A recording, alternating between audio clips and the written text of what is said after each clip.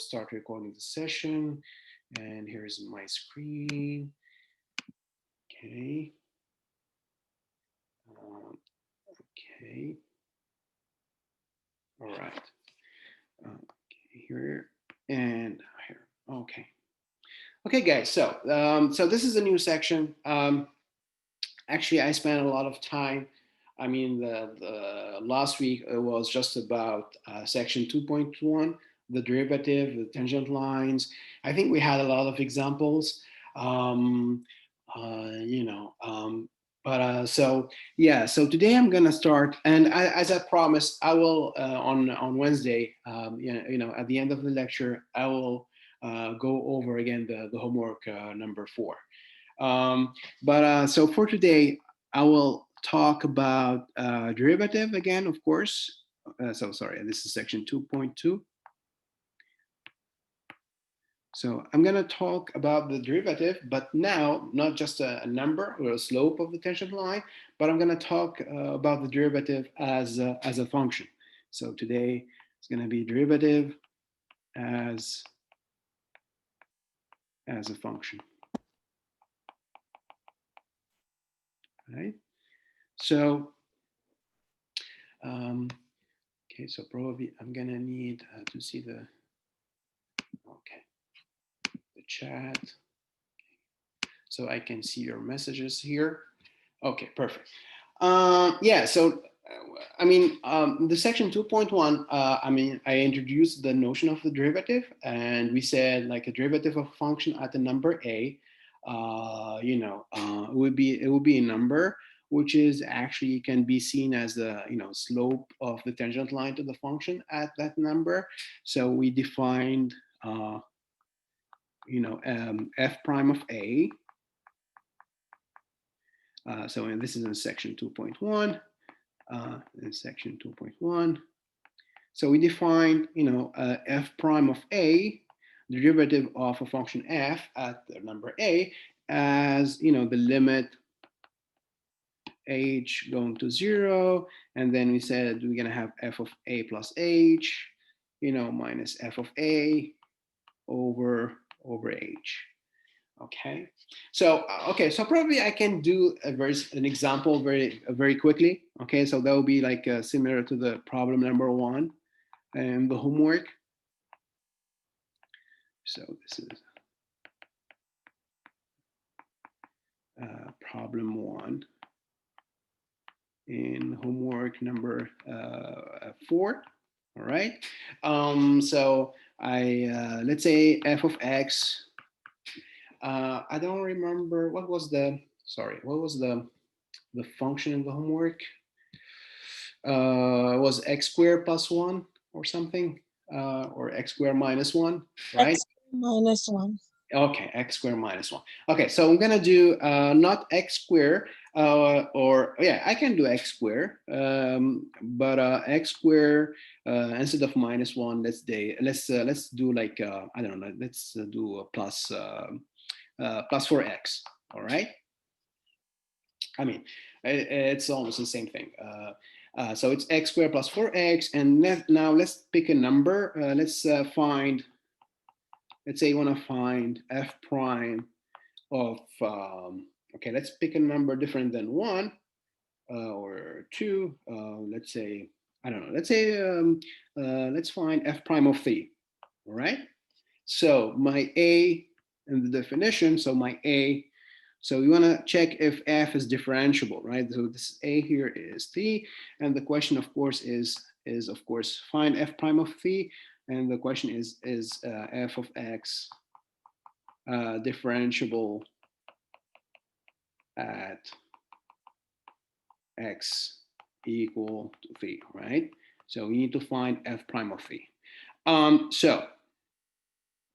Let me write down the definition. So it says f prime of a. So then f prime of 3. My a is 3, right? So so you see here, guys, this a here, this would be 3, right? And so a here would be 3. This a here would be 3, right? And then I have h, of course. So this is limit h going to 0 of f of 3, right, plus h, right, because, you know, in the definition it's f of a plus h, so it's f of 3 plus h minus, and then we have f of a, right, here it's f of a, so we're going to have f of 3 over h. Okay, so in this definition here, I need, in this, I mean, if you want to compute this limit, first you need to find, you know, you need to find f of 3 plus h, and you need to compute f of 3, right? And then you have all the ingredients to compute your limit. So first, let's find f of 3 plus h. Well, first, f of x, you know, it's given, it's x squared plus 4x, right? So then you want to compute f of 3 plus h.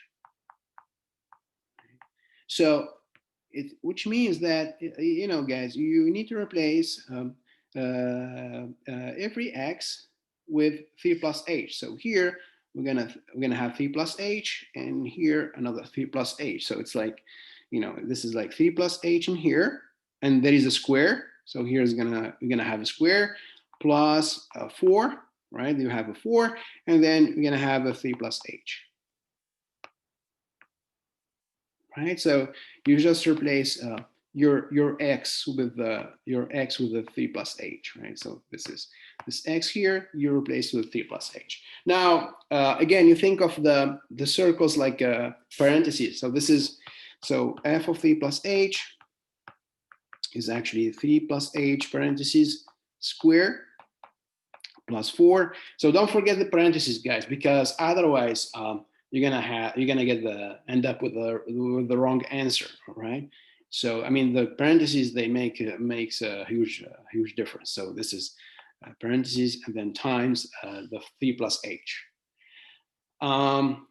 Again, guys, don't be shy. Feel free to interrupt me and ask questions, right? So this is you know, this is f of 3 plus h. You need to you need to distribute. I mean, this 3 plus h square, so just be careful with the square. I mean, this is 3 plus h times 3 plus h, right?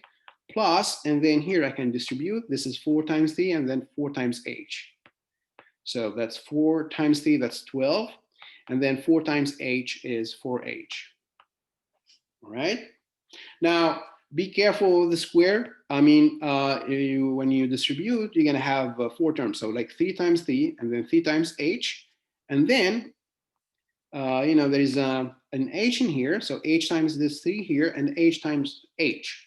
So you end up with, so you're going to have f of 3 plus h. So it's 3 times 3 first, it's 9, plus the 3 times h, that's the 3h, plus now h multiplied by 3, so that's 3h again, and h times h, it's h squared. All right, so plus 12 plus 4h. So we are almost done. Now you can, simplify. So how many h squares? So we do have 1h squared. So that's h squared here, plus. Now, how many h's? We have 3h plus 3h, that's a 6h, plus 4h, that's plus 10h. All right, and then there's this 9 plus 12, so that will be 21 plus 21. Okay. Now, what else? So now I need, so I said I need the f of 3 plus h, and then I'm going to need f of 3, right? So I need to compute f of 3. I mean, f of x, we said it's x squared plus 4x, right? So then f of 3, it's just 3 squared plus 4 times 3. It's 9 plus 12. It's 21. Okay, now I have everything I need to compute my f prime of 3, right? So now my f prime of 3, so it would be limit h going to 0. So first I start with f of 3 plus h here, right? That's h squared plus 10h plus 21. And then you subtract. See this minus here? So we subtract f of 3. So here's my f of e, which is, of course, 21. So minus 21 over h. Is there any question, guys, about this formula? How I got this? Not yet. Okay, perfect. So, okay, now we can see from the formula here. So even in the in the exercise in the homework, the constant they should cancel out. So here, like my 21, I'm gonna have 21 minus 21, right? They cancel out. Okay, so you're gonna have the same thing in the in the problem in the homework. The constant they should cancel out, right? And then so we're gonna end up with some h squared and plus I don't know some number of h's, all right? So at least with h squared. And so here h squared plus 10h, I can still simplify. I can factor out h in the top. It's a common factor. My h. Oops. So f prime of e, limit h going to 0. So here's an h, right? So we can factor out h. So we're going to have h squared. So h times h, that's h squared, then plus 10. Right? So h times 10, that would be 10h over h, of course. And now, because I have a multiplication in the top, I can cancel out the h's here. So this is this h here, this one here, cancel out. So it's just, so the limit h going to 0 of h cancel out. So now I am left with h plus 10, right? So now, I can just replace h by 0 here, because I am done with the simplification, guys, right? So I mean, there's nothing else I can do here. I am done with the simplification, so I have to compute my limit again by replacing h by 0. So you replace h by 0, that's 0 plus 0 plus 10. Of course, the answer would be 10. All right. So yeah, so the final answer is 10. So that's my f prime of phi. All right. So what I'm saying, guys, is that in the homework, again, the function is x squared minus 1, right?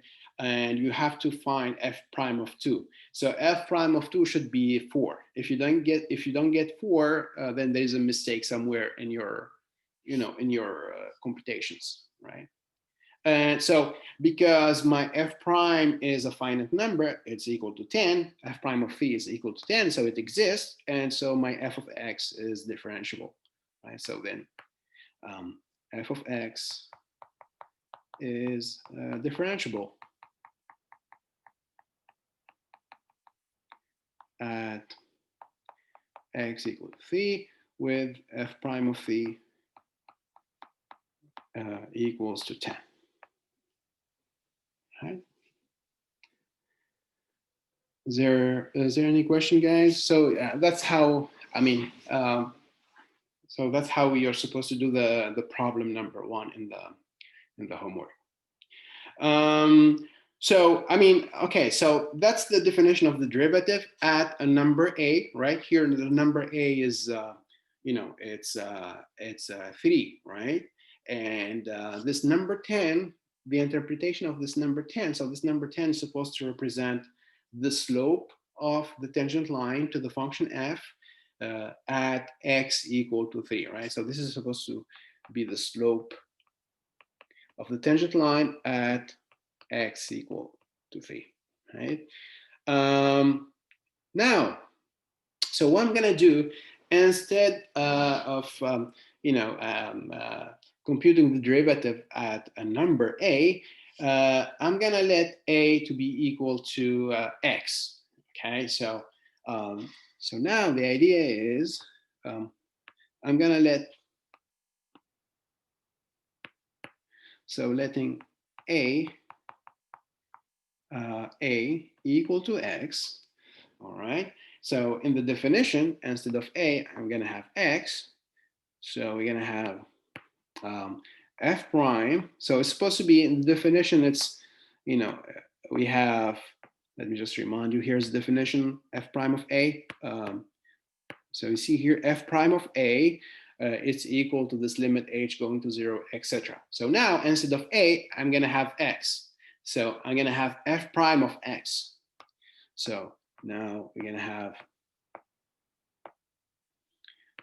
have, f prime of x, right, equal to limit h going to 0, f of, it's supposed to be f of a plus h, and again, a, my x is x, so now it's x plus h. So this is x plus h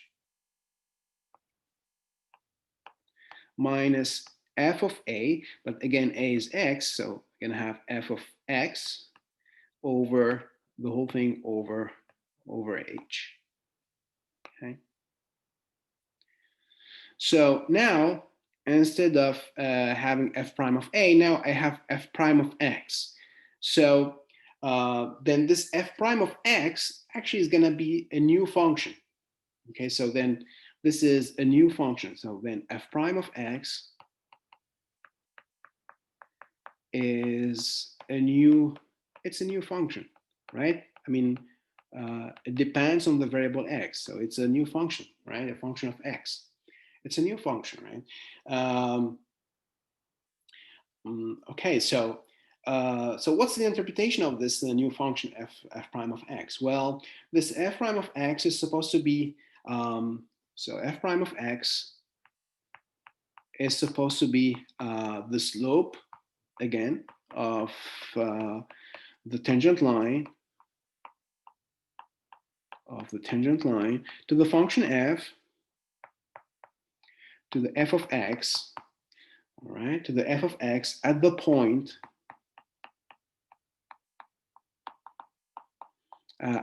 x, or at the point x f of x, right? Okay, so let me do an example, all right? So an example, let's take x squared plus x, for example. Okay, here's an example.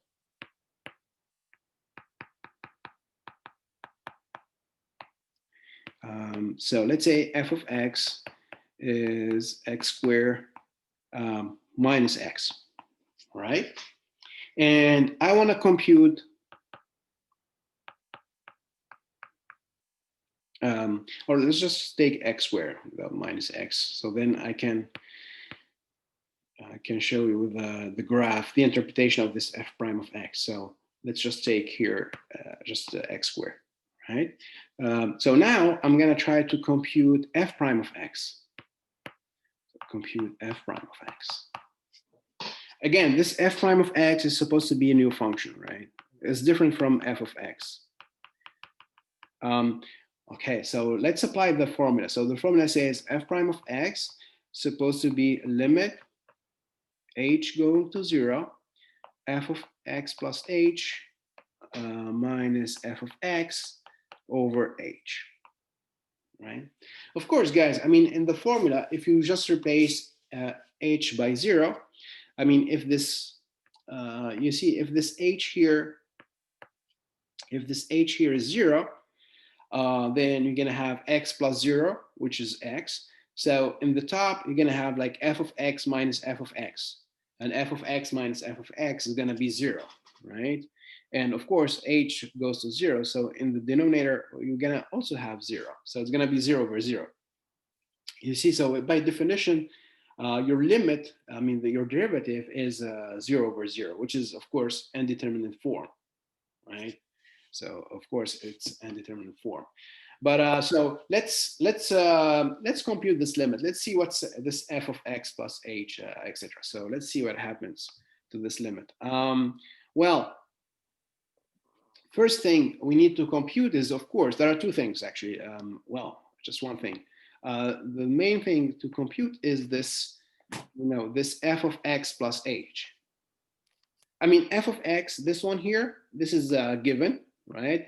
We know in the problem that f of x is equal to x squared, right? That's given. F of x is given, right? The main thing we need to compute first is this f of x plus h. So let's see what's f of x plus h. F of x is x squared. So the question is, what will be f of x plus h? Again, the idea, guys, you have an x in here, so it's gonna be now x plus h, right? Your x becomes x plus h. So this is x plus h now, right? With the square. And then there is a square. And of course, again, you think of the circle like parentheses, this is like x plus h parentheses square. And we just computed this. So f of x plus h is gonna be, x plus h squared times x plus h, right? And we said this would be like x squared, x times x, that's x squared, x times h, that's hx. And then there's this hx, and then h times h. All right. So we're gonna have x squared plus x times h. It's hx plus another hx plus h squared, right? Plus h plus h squared. All right. So in other words, this is x squared plus 2 times hx plus h squared. Right? Okay, so I got my f of x plus h. So now I guess we are ready to compute the limit. So now I can compute my f prime of x. So let's see. So f prime of x supposed to be limit h going to 0. F of x plus h, this one here, we said it's x squared plus 2hx plus h squared, right? And then you see here there's a minus f of x, so minus, and f of x is given. It's just, the x squared, so minus x squared over h. All right, so then your x squared cancel out, this x squared here minus x squared. And then you see in the top, I have, you have h as a common factor. So I can factor out h. So let's factor out h. So this is f prime of x again. Limit h going to 0. I'm going to factor out h in the top. So factor out h, then you're left with 2x. So this is 2x in here.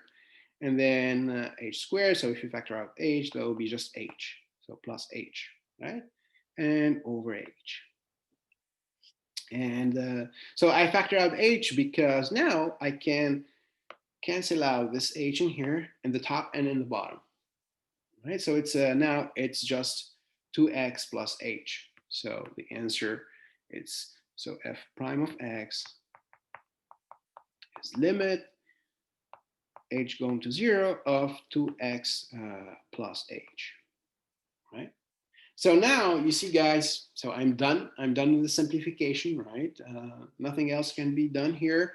So I'm gonna just replace my h by 0. So now I can replace my h by 0. And if you replace your h by 0, you get 2x plus 0. And so the final answer, f prime of x, so f prime of x is equal to 2x.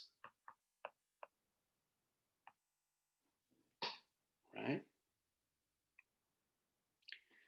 Remember, guys, my original function f of x was x squared, right? So x squared, f of x was x squared, right? So I got f prime of x equal to 2x. So it's a new function, right? Now it's a function of x. So you get a new function, a function of x. And of course, in general, it's actually different from f, right? It's a different function from f. Now, so what's the interpretation of this f prime of x? What does it mean, this function 2x? Okay, so let me show you with the graph how to visualize this function to x. Um, I'm gonna graph x squared first. All right. Um, you know,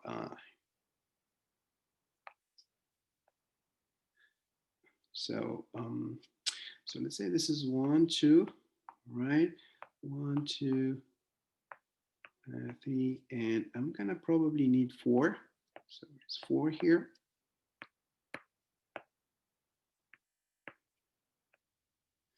All right, of course, this is -1 and this is -2, this is 0. Okay, so let me graph first x squared, right? So here's 1, 2 squared would be 4, so it's somewhere here, 2, 4, right? This is the 0.11, this is the 0.24.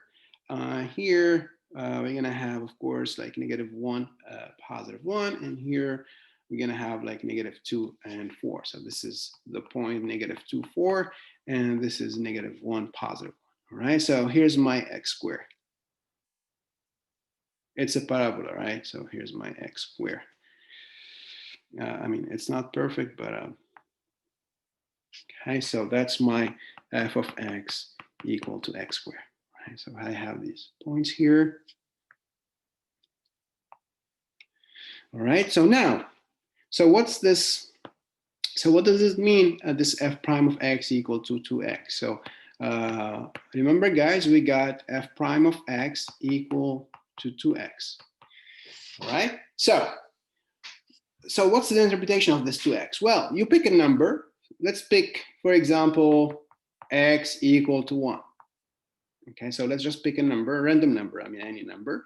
Let's say, for example, x equal to 1. All right, so if you say x is 1, then f prime of 1, right, supposed to be 2 times 1, right? It's 2x, so my x is 1, so f prime of 1 would be 2 times 1 would be 2. All right, so now the question is, what's the geometric interpretation of this number 2, right? Well, this number 2 actually is going to represent the slope of the tangent line to the function f at x equal to 1. So you see, guys, here's x equal to 1, right? This is my x equal to 1, right? This is my x equal to 1. Here's the image of x equal to 1 by the function f. Now, if you draw the tangent line, all right, to the function f at x equal to 1, so let's say here's my my tangent line to the f of x at x equal to 1. All right, so this is my tangent line. So this number 2 means that the slope of this tangent line is equal to 2. Okay, so the geometric interpretation of this number 2, so this is the slope of this tangent line is equal to 2. Right, to f of x. So you can just pick any number. So this is for 1. Well, first, is there any question, guys, about this interpretation of the f prime of x? So you can pick a different number. Let's say you pick, let's pick x equal to -2. All right, so let's say x is equal to -2, right? Then what will be f prime of -2? So f prime of -2, f prime of x is 2x. So f prime of -2 would be 2 times -2, right? My x is -2, so that's -4. So what does it mean, this number, this -4? It means that if you take the tangent line, so this is my x, so x is -2, right? So here's my x equal to -2, right? This is my x equal to -2. Now, if you take the tangent line,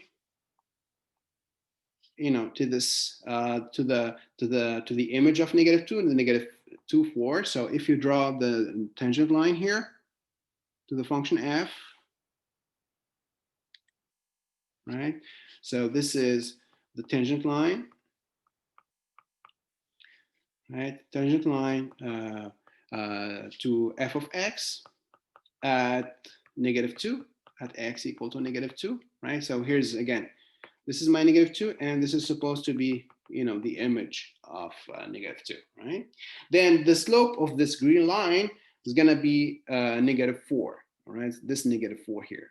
Okay, so then the slope of this line is -4.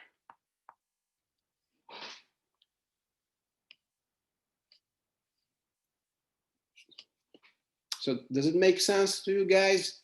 When you find this function f prime of x, then if you pick any number, then the f prime of that number would be the slope of the tangent line to the function f at that number.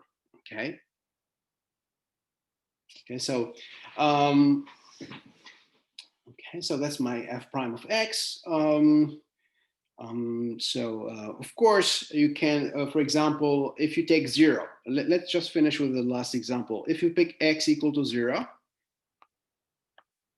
so let's pick x equal to 0. Oops. Equal to 0, right? Then f prime of 0 would be 2 times 0, which is 0. Okay. And so if you take x equal to 0, here's my x equal to 0. Now, if you take the tangent line to the function f at x equal to 0, so let's take, so it's going to be this line, actually, this is going to be this, this horizontal line. All right, so this is my tangent line to f of x at x equal to 0. So tangent line to f of x at x equal to 0, then the slope of this tangent line is actually 0. The slope is 0. Right? Actually, guys, I mean, if you have a straight line with slope equal to 0, it means that the line is actually a horizontal line, right? Horizontal lines, their slope is 0. Vertical lines, their slope is, any guess? Well, so the horizontal line, the slope. 1. Nope. 1 would be like a diagonal. If you take like a diagonal, diagonal, then the slope is 1. The vertical line, the slope is actually infinity. That's so just a remark. So if you have a horizontal line, the slope is 0. Then the slope is 0. And if you do have a vertical line, actually, that's a very interesting fact. The slope is a vertical line. The slope is infinity. So you may ask, why is that true? Okay. So if you have okay, let me explain why it's true. Well,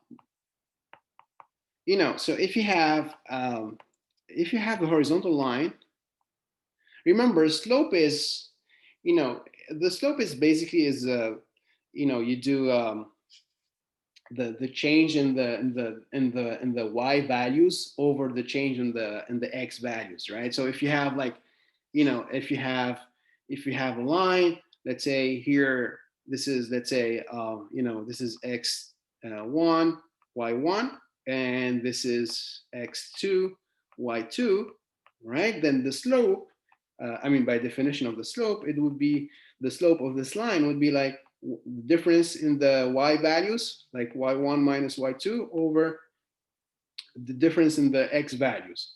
So it's x1 minus x2, right? That's the definition of the slope. So it's like, if you have like 2 points, then the slope would be the difference in y's over the difference between the x's, right? That's the definition of a slope. And so if you have a horizontal line, like this line here, it means that, this, it means that the value y is constant. It's the same, right? Like, let's say here is -1, here's +1, but the y is the same. Let's say the y here is 2, right? So if you have a horizontal line, it means that the y is constant. Y is constant, right? The value of y doesn't change. The height y doesn't change, right? So then you see here, then this difference between y1 and y2, because the height doesn't change, you have the same y, then the difference here in the top would be 0. And so 0 over any non-zero number is going to be 0. So that's why the slope is going to be 0 if you have a horizontal line, right? Because the values, the y1 minus y2 is just 0. Okay, because it's the same, you're going to have the same height, the same y, right? Now, if you have a vertical line, actually you're going to have the same x. If you have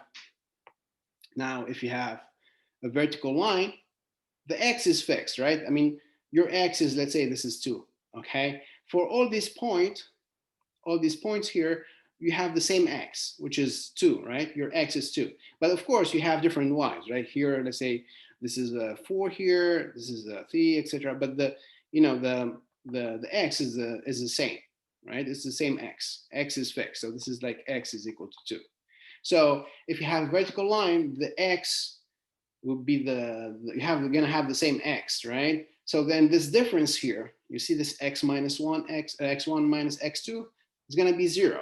Okay, so here the x1 minus x2 is gonna be 0. So you're gonna have the denominator in the slope, you're gonna have the denominator equal to 0. And we said, if you have a non-zero number over 0, when you divide by 0, then you get infinity, right? So that's why the slope of vertical lines is infinity. Anyway, this is just a remark, actually an important remark. So you need to know this actually. Yeah, anyway, but that's the, guys, that's the interpretation of this f prime of x, right? It's at random x, it gives you, the slope of the tangent line, right? Is there any question, guys? All right. So I'm gonna give you a couple of functions, right? And then you need to find this f prime of x. Before the exercise, guys, let me just introduce one notation. So we use f prime of x, but we also use, you can find in the literature, we can also use like df over dx. So here it's just, this is about notation. Right, so we have this f prime of x. So f prime of x, we said it's the derivative of f is the derivative function of f of x.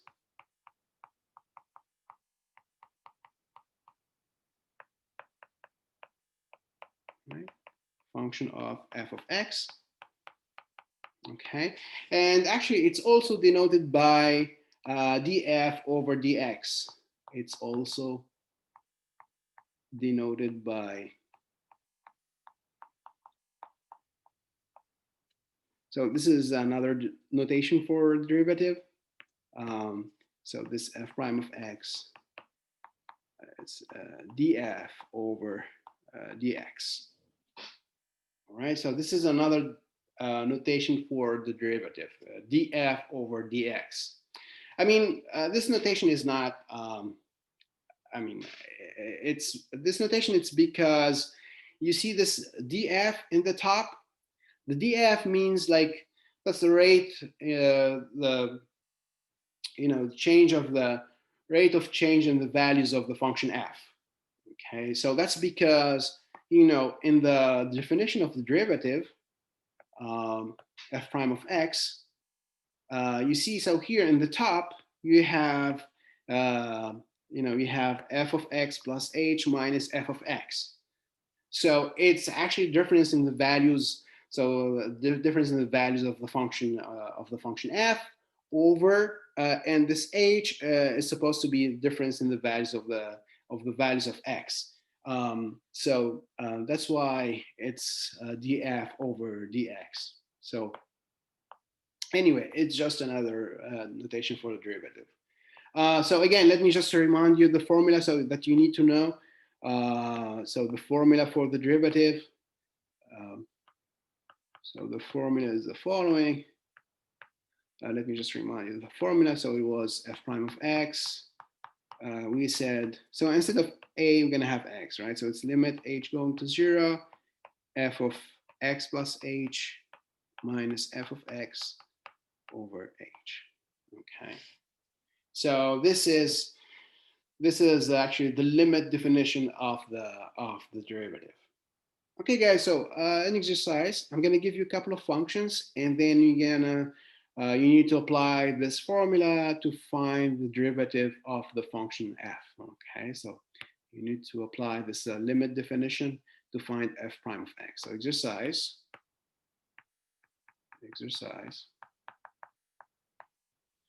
So find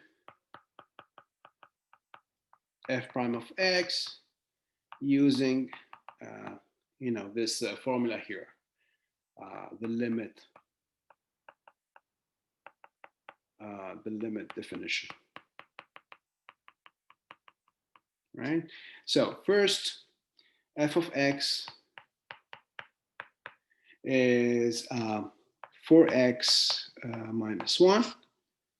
2, f of x is 1 over x. And 3, probably I should use a red here.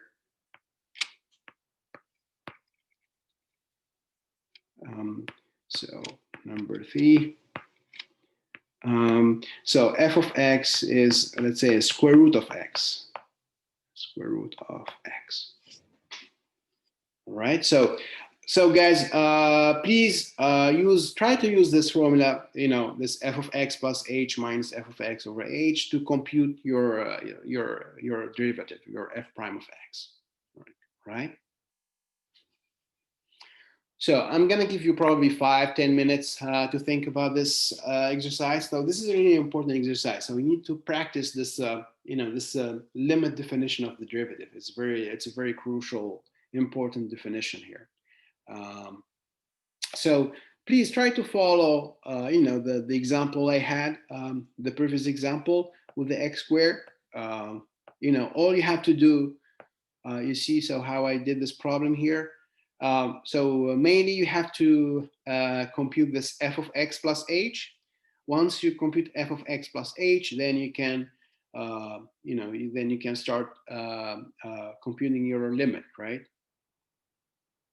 Anyway, so yeah, so you have 5-10 minutes, guys, to think about this exercise and try to find the derivatives of these functions. So I guess, guys, in the test,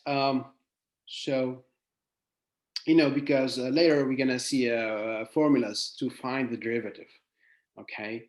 But still, you need to know how this limit definition, how to use this limit definition. So in the test, of course, you need to show me all the work, right? If you have to compute the derivative, then you have to show me all the work, Anyway, so yes, so I'm here to answer your questions if you have any questions.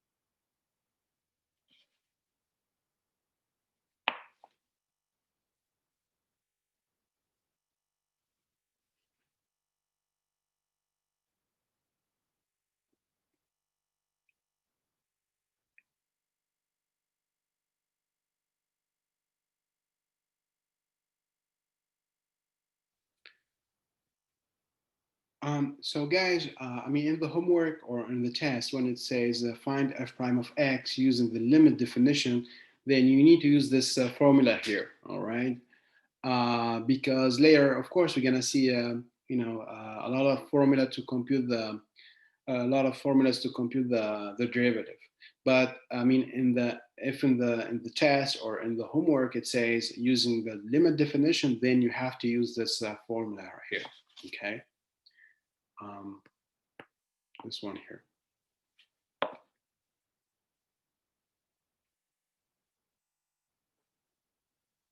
Is that the homework number 4? Homework number 4. Which problem? Yeah, the formula you're talking about. Okay, let me check the homework number 4. Let me just see. I mean, in the homework there are 3 problems. It's not f prime of x. It's f prime of like a number, f prime of a, right? Yeah, I mean, you're probably you mean like if you replace x by a, that would be, yeah, sure. Okay. Mhm.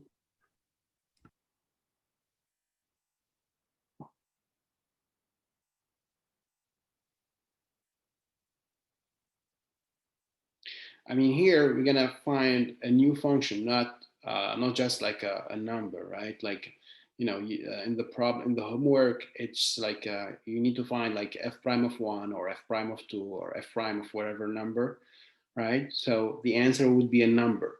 But here, the answer, it's not a number. The answer is a function, right? This f prime of x is a function of x.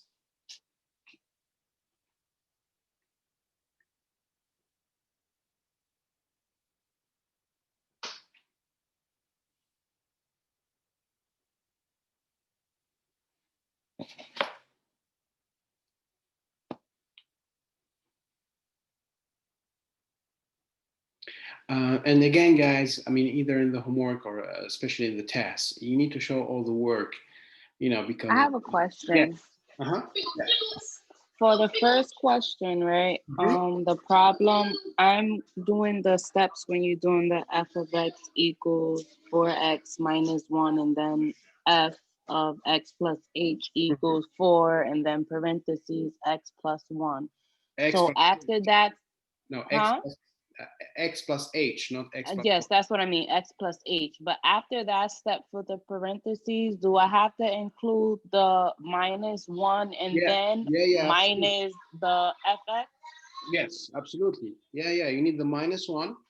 And So, then I have the minus the f of x, which is the full 4x minus 1 again. yes, yeah, Okay, thank you. yeah, sure.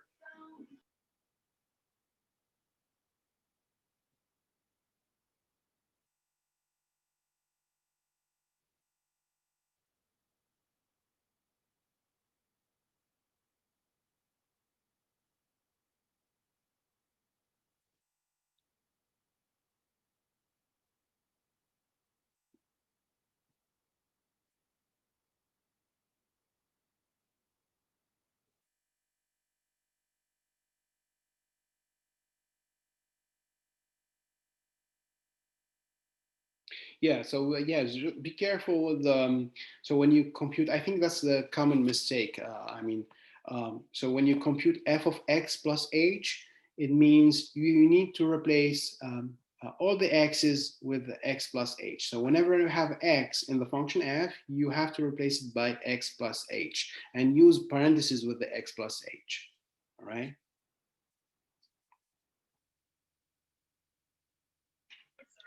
So, Professor, I have a question. Mm-hmm. Yeah. For number two and Yes. three, the Yes. piecewise function, do we do one each? Or we do both of them, just like the way we did the problem one. Yeah. I mean, it's like problem 1. I mean, it's a separate problems. So then we do both of the Yeah, equations. yeah, both equations. Yeah. Okay. Mhm.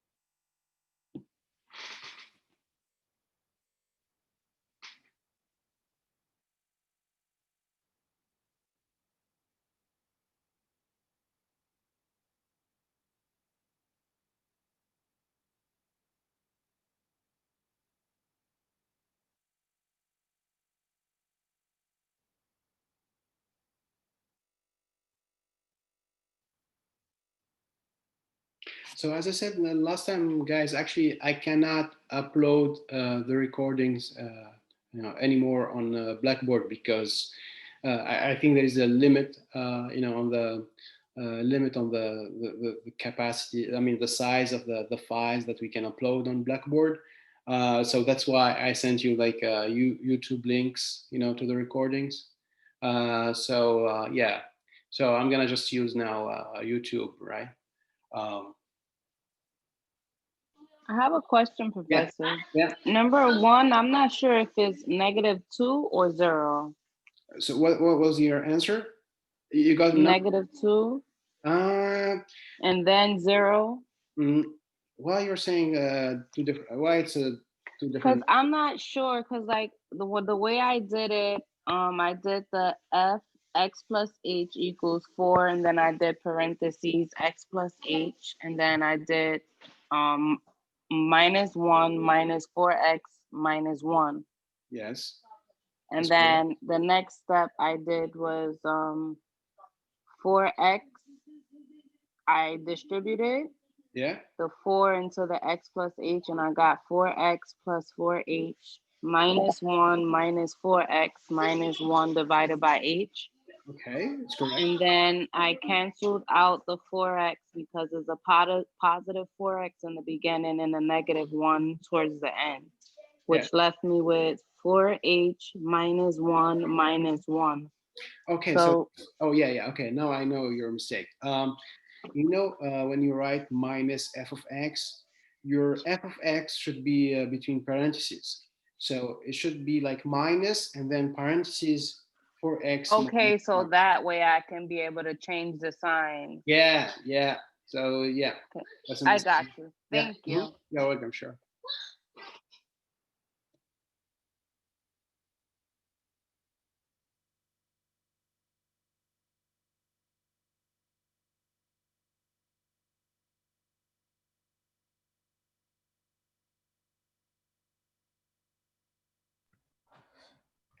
Is the second one um -1/x²? Yes. Very good. Excellent. Yes. Very And good. what did you get for number one? 4. 4. Yes. Yeah. Very good. Yes. Very good.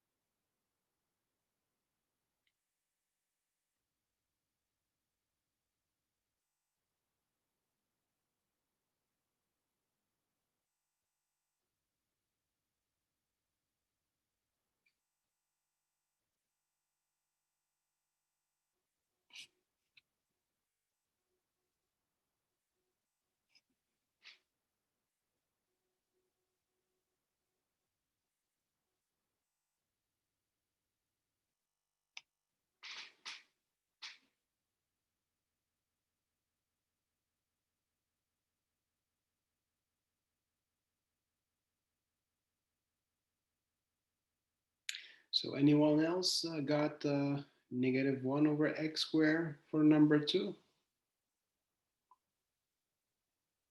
So number one, the answer should be 4. I mean, if you don't get 4, then there's um, some mistake in your computations. For number two, the answer should be -1/x².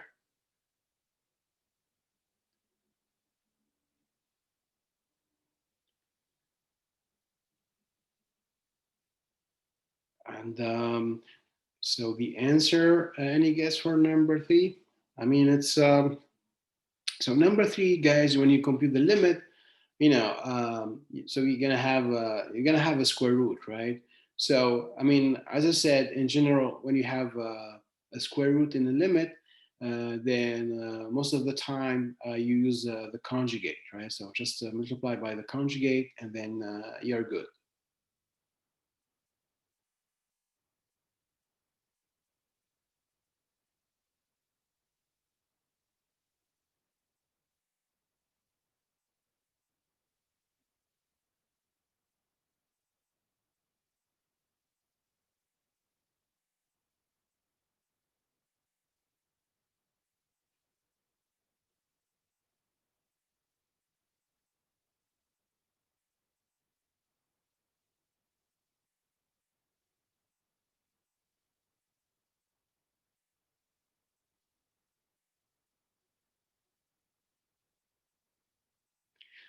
So any guess for number 3?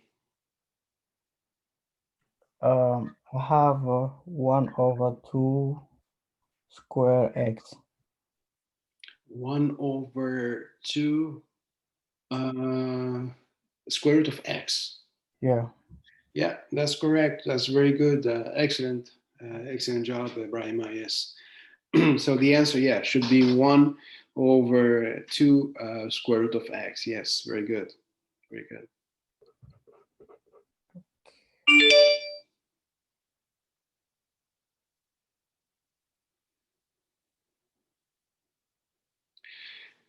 Um, do you need more time, guys?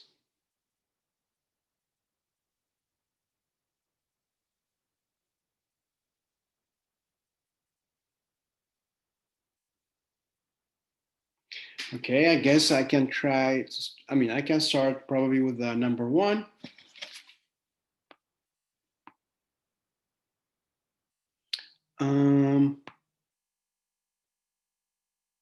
Okay, so for number 1, so let me write down again this definition, right? So f prime of x supposed to be limit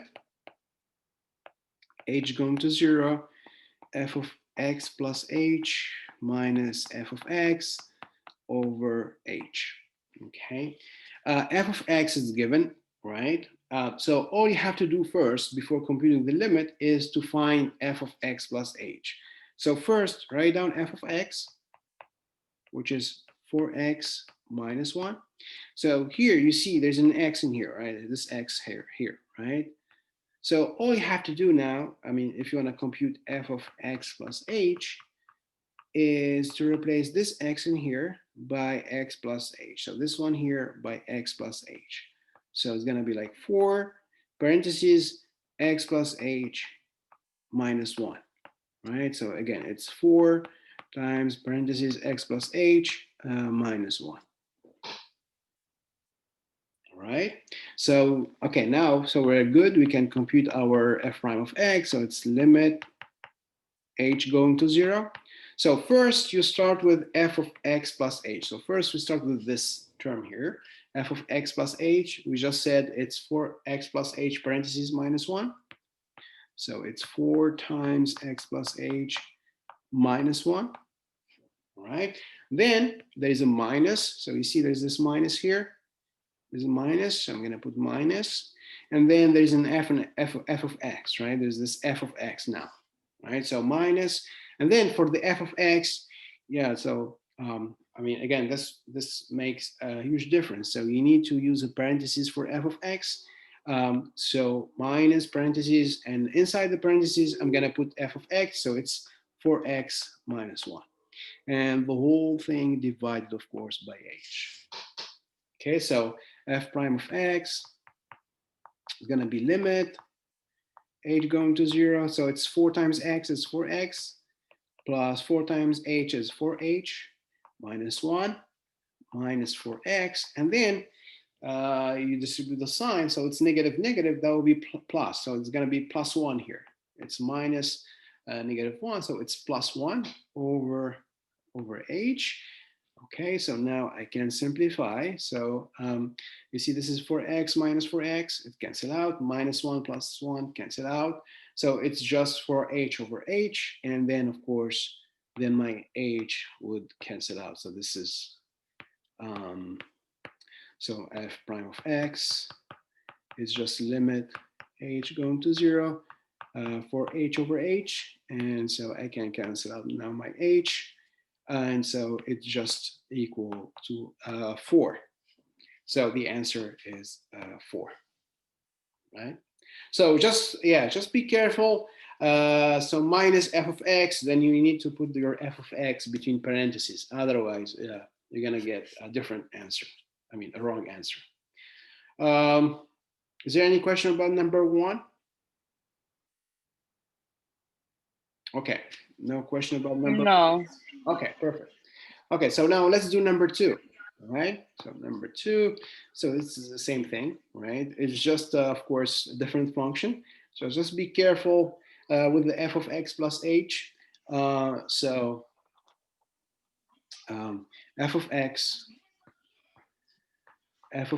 is 1 over x. And again, we're gonna need the same thing. We're gonna need f of x plus h, right? So we're gonna need f of x plus h. Again, guys, all you have to do, so you have to find your x's. So here's an x in here in the denominator. So I have to replace that x by x plus h, right? So that will be 1 over, and then x plus h. Right, so here's an x, so it's going to be now x plus h. Okay. So now we can compute our limit, f prime of x. So f prime of x, again, by definition, is supposed to be limit h going to 0.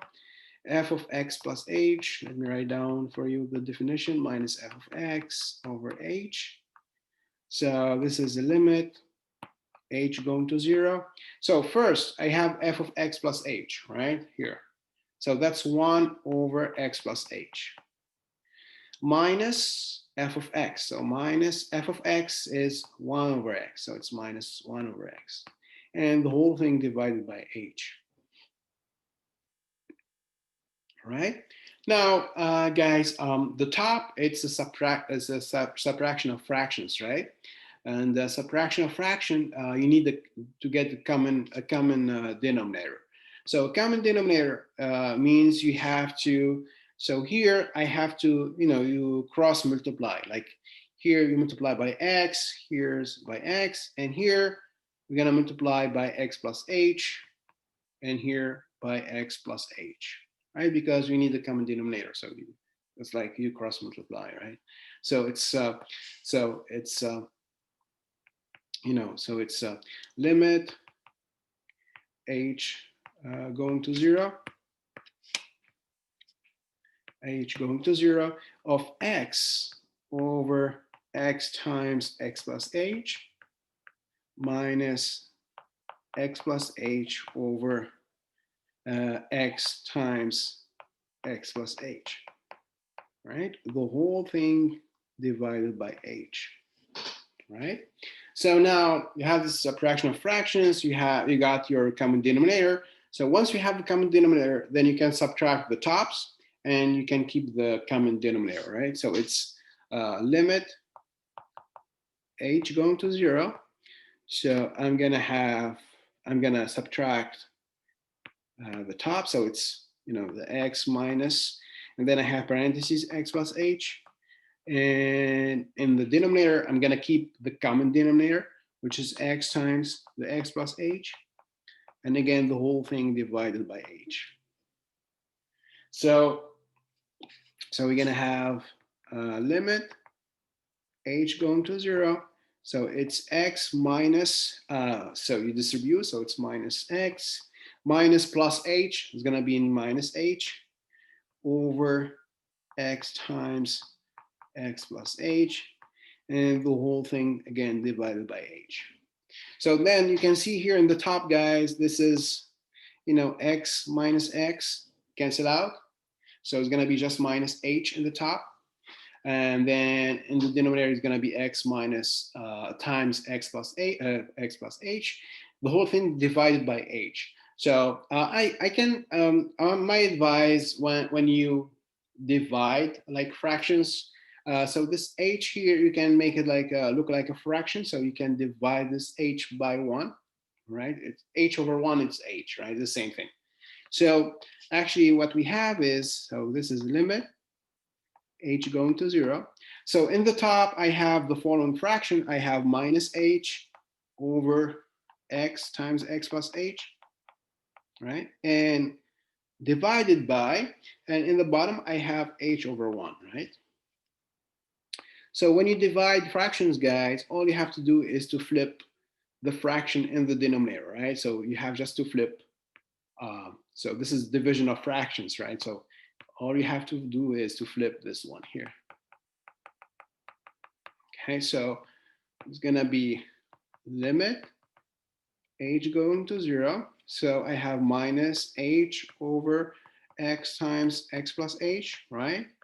Times, and then I'm gonna flip this one here, the h over 1. So it's gonna be 1 over h.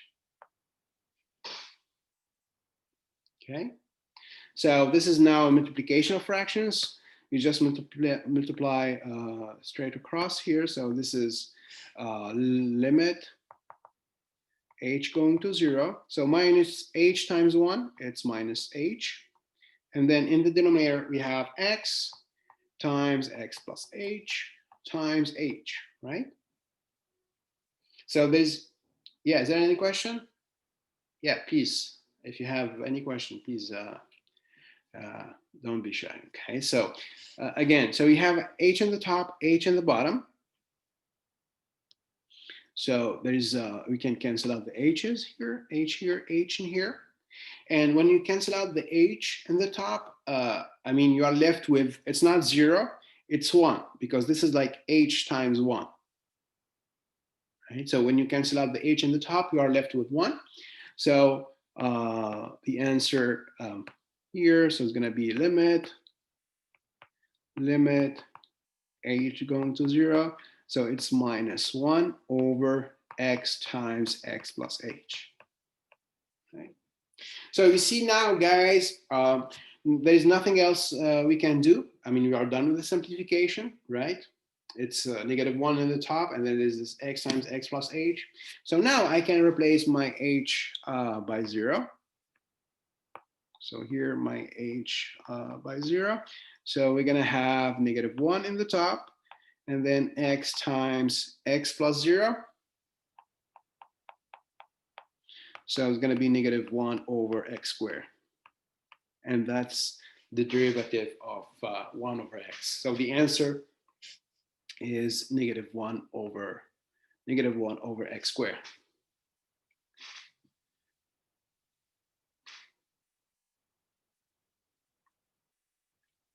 Any question, guys? All right. So for last one, for number 3 is we have a square root of x, right? Okay, so let's do number 3. And then after number 3, we're gonna take a break. And then of course, I'm gonna continue with the higher order derivative, right? So it's, so this f prime, this is the first derivative, okay? But the thing is, you know, we can derive again the f prime. So then you can get like a second derivative, third derivative, etc. Anyway, so we're gonna do that later after the break. So first, let me just finish, before the breaks, let me just finish with the number 3. All right, so number 3, we have f of x, which is it's square root of x. It's square root of x, square root of x, all right? So again, all you need before computing the limit is to find this f of x plus h, all right? So here's your x. So x becomes x plus h. So I'm gonna have square root of x plus h, all right? So now I'm good. I can compute my f prime of x. So it's supposed to be limit h going to 0. Again, this is definition, right? This is f of x plus h minus f of x over h. So So that's equal limit h going to 0, f of x plus h. Well, f of x plus h is just square root of x plus h. Minus, right? This is minus, and then f of x, here's my f of x, is just square root of x over h. Of course, here, I mean, if you replace h by 0, you're gonna have like square root of x plus 0, so it's gonna be like square root of x minus square root of x. So in the top is gonna be just 0, and in the bottom, of course, is gonna be 0. So it's gonna be just 0 over 0, right? So remember, this is a square root, and you get 0 over 0. So the idea is to multiply by the conjugate, right? So this is multiply by the conjugate. So it's going to be limit h going to 0. So square root of x plus h minus square root of x, right, over h. And then I'm going to multiply by the conjugate of this. So it's going to be a plus instead of minus. So it's going to be like square root of x plus h, right? And instead of this minus, we're going to have a plus. So plus here, right? Plus square root of x over, of course, the same thing because you don't want to change the whole expression, right? So you multiply and divide by the same thing. So it's square root of x plus h plus square root of x. And so why do we again multiply by this conjugate? Because you know, we're gonna have like a minus b times a plus b, right? And a minus b times a plus b is gonna be a squared minus b squared. So it's gonna be a squared. So this is again, limit h going to 0. So I was saying a minus b times a plus b. So it's gonna be a squared minus b squared, right? So a squared, that will be the square of the square root of x plus h. You know, this is like square root of x plus h squared minus, and the b, your b is the square root of x, so it's like square root of x squared, right, over, of course, h times the square root of x plus h plus square root of x, right?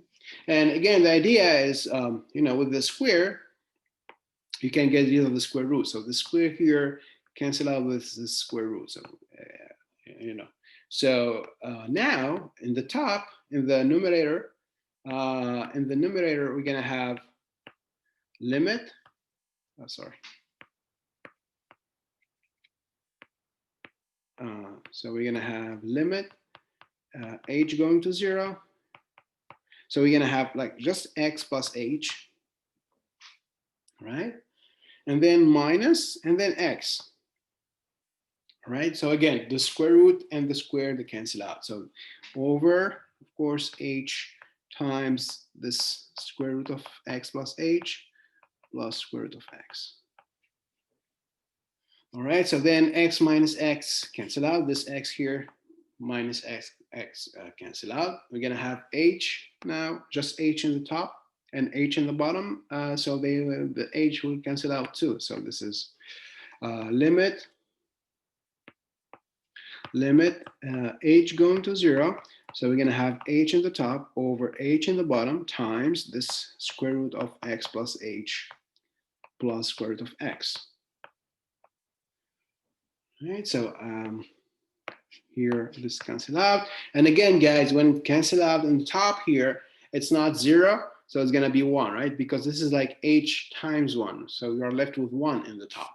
All right, so this is limit h going to 0. So we're going to have 1 in the top, and then just the square root of x plus h, right, plus square root of x, right? Well, so I have now just 1 in the numerator. Denominator, I have like square root of x plus h plus square root of x. So again, nothing else we can do here. So now I can just replace my h by 0. So now I can, so h is equal to 0. So we're gonna have 1 in the top and square root of x plus 0 plus a square root of x. So that will be square root of x plus square root of x. So then find answer.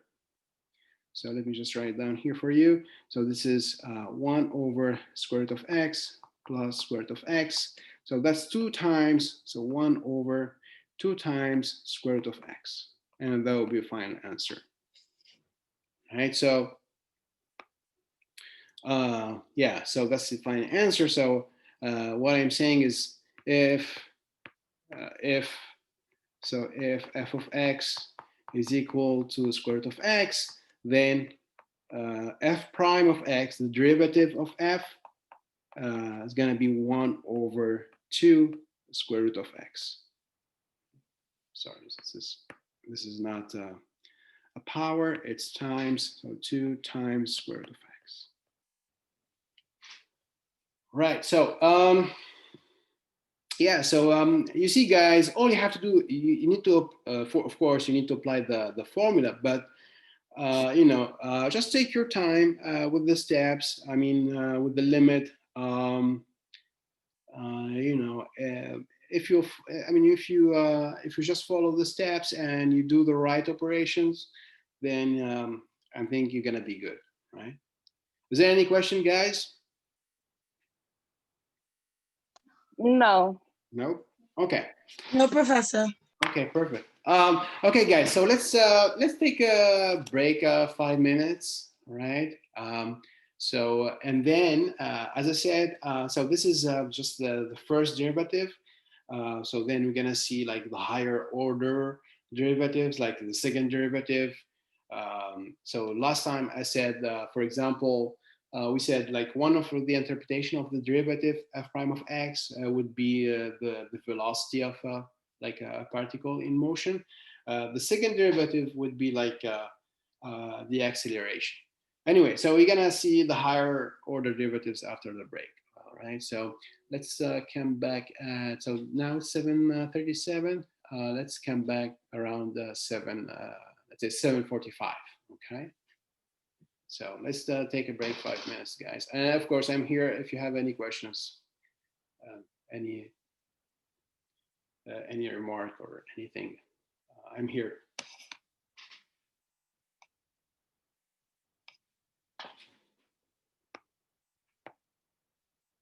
Okay, so.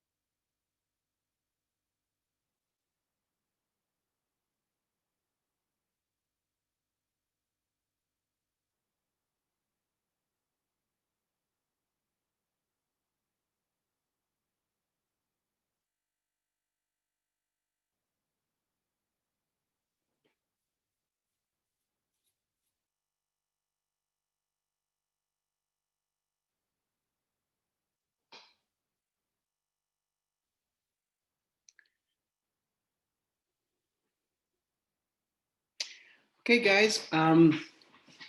So let's continue with the derivative.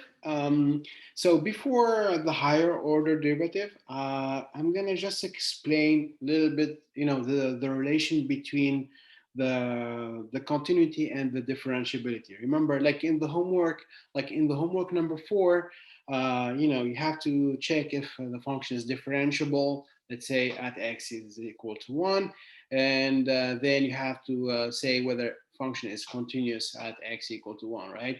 So you may ask if there's any relation between, differentiability and continuity. So for example, we're gonna prove like in a minute, like if the function is if the function is differentiable at the number a, then actually the function is continuous at that number. So you don't have, so if you know that the function is differentiable at a, if f prime of a exists, all right, then you don't have to prove that the function is continuous, because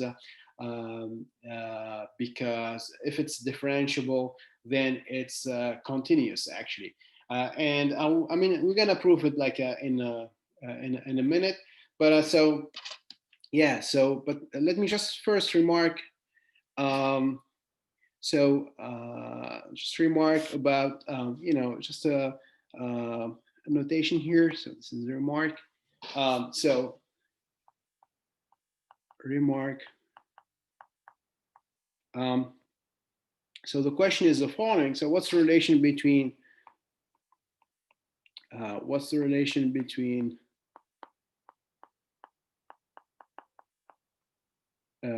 between continuity or differentiability first? Let's say differentiability. So when I say differentiability, it means the f prime of a exists. Differentiability.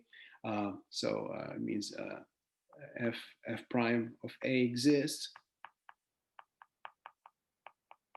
So differentiability at a, all right, and continuity at a. continuity at continuity at A. It's continuity at A. All right, and actually, I'm going to also explain, again, just to remind you when the function fail to be differentiable. But anyway, so so again, let's answer this question. So what's the relation between differentiability and continuity? Well, that's actually a theorem, and we're going to prove the theorem. It's just 2 lines. It's not really hard. So the theorem is the following. So if the function is differentiable at A, then the function is actually continuous at A. So the theorem is if f of x is differentiable, right? So if f of x is differentiable at x equal to a, then, okay, so then the conclusion, all right, so if you know it's differentiable at a, then actually it's going to be continuous, then f of x is continuous at a. So like in the homework number is continuous at a. Okay, so like in the homework number 4, so if you answer like the first question, if f of x is differentiable, let's say at x equal to 1, and then you have another question which asks if f of x is continuous at the same number. So of course you can try to check the continuity using the definition of the continuity, but you can also use this fact that if f of x is differentiable, then f of x is continuous at the same number. So if your function is differentiable at a number a, then it's also continuous at that number, right? And actually, the thing is, if the function is not continuous, then it's not differentiable. So then also, if f of x is not continuous, differentiable implies continuous, right? Then non-continuous implies not differentiable. So if f of x is not continuous at a, then f of x is not differentiable. So if you know that the function is not continuous at a point, then you don't have to check the differentiability. You know that it's not actually differentiable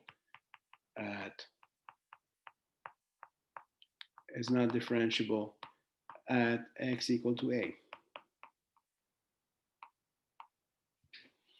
Okay, but of course, let me just remind you, you could have like a function which is not continuous, which is continuous but not differentiable.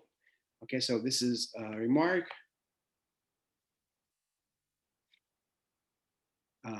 So if the function is not, remark. So you could have a function which is continuous but not differentiable. So remember, guys, f of x with the absolute value of x, we said we had a corner at x equal to 0. This is a corner. So we said when you have a corner, then the function is not differentiable, right? But still, this function is continuous at 0. So this is an example of a function. So f here, f of x is continuous at x is equal to 0, but not differentiable. So you could have a function which is continuous but not differentiable, or continuous and differentiable. All right. So if you have continuity, continuity doesn't imply differentiability, right? But differentiability actually imply, of course, continuity. So this f of x, this is f of x. This is absolute value of x. So it's continuous at x equal to 0, but not differentiable at x equal to 0.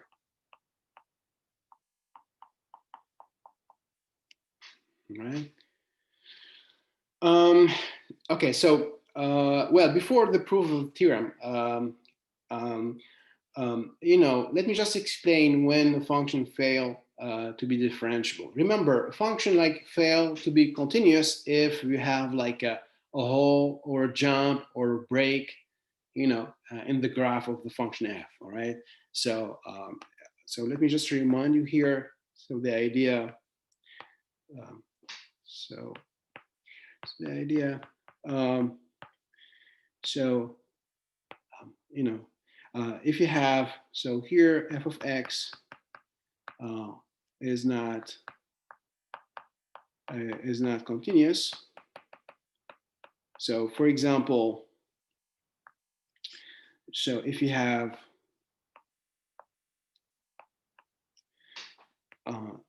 if you have like a hole in the graph of f of x, so here, so this is not continuous. So it's not continuous at this point, right? It's not continuous here. So this is 0, let's say, right? So you have, you have a hole at x equal to 0, right? So it's not continuous at x equal to 0, right? Or if you have like a jump, right? This is like here, let's say, you have like a jump. This is, so it's not continuous at x equal to 0, right? So this is not, so f of x here, this is not, it's not continuous at x, of course, here at x equal to 0 because we have a jump, right? At x equal to 0. Or if you have like a break, like 1 over x, for example, or 1 over x squared, like in this case here, again, at 0. So at 0, you have a break, right? So it's not continuous at 0. Okay, so this is when the function is not continuous. Otherwise, I mean, again, continuity means that the graph of the function f is just, it's a continuous curve. There's no interruption, there's no break, there's no hole in the graph of the function f. Okay, so that's what we mean by a continuous function. All right. So now, what about the differentiability? So when or how can a function fail to be differentiable? So so this is for continuity. Now differentiability. So we said, so f is not differentiable at x equal to a if, well, first remember guys, this example with the absolute value. So we said if you have like a corner in the graph, then f is not differentiable. So this is like a general fact. So whenever we have, 1,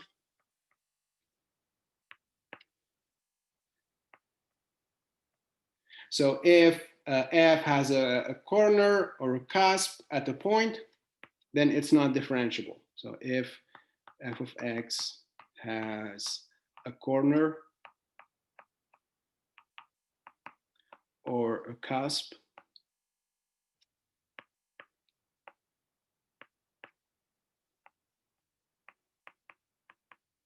okay, so for example, again, so what do I mean by corner?